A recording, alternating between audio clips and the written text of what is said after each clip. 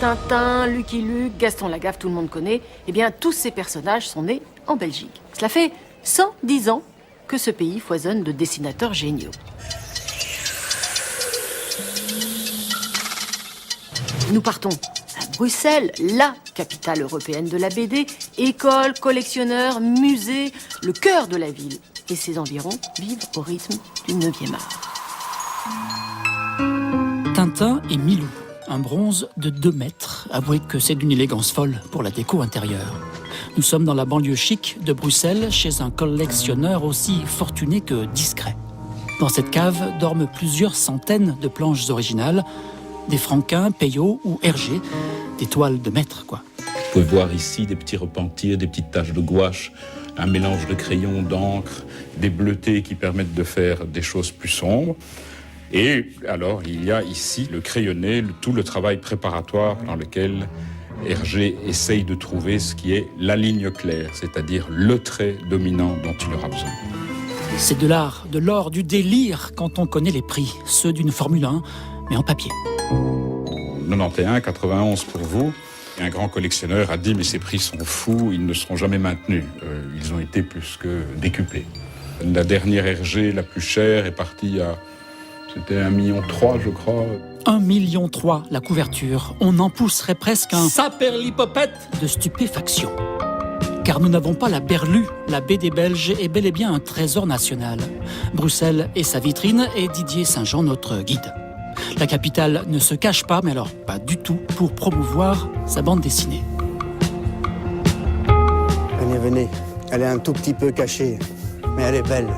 Voilà Ricochet, qui va sauver sa petite amie Nadine et le commissaire Bourdon en bas, tout surpris.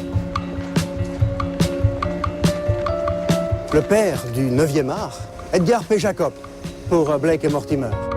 C'est un circuit touristique tout à fait épuisant. 47 fresques un peu partout et ailleurs. Voilà notre anti-héros. C'était ça la grande recherche de Franquin, tu vois, le mouvement.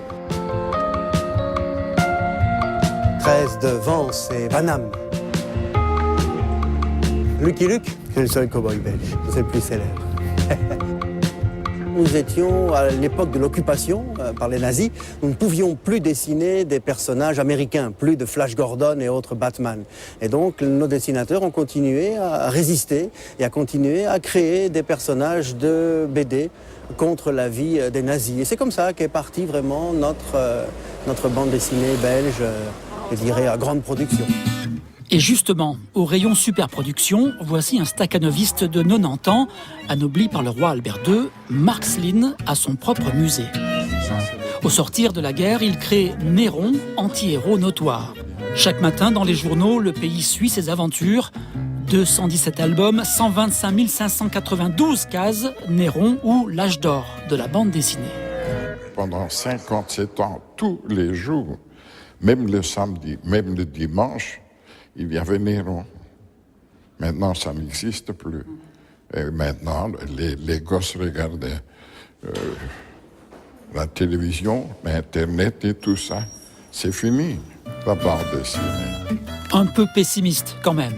Bien sûr, la mode n'est plus au feuilleton dans la presse, mais c'est vrai, la BD a évolué.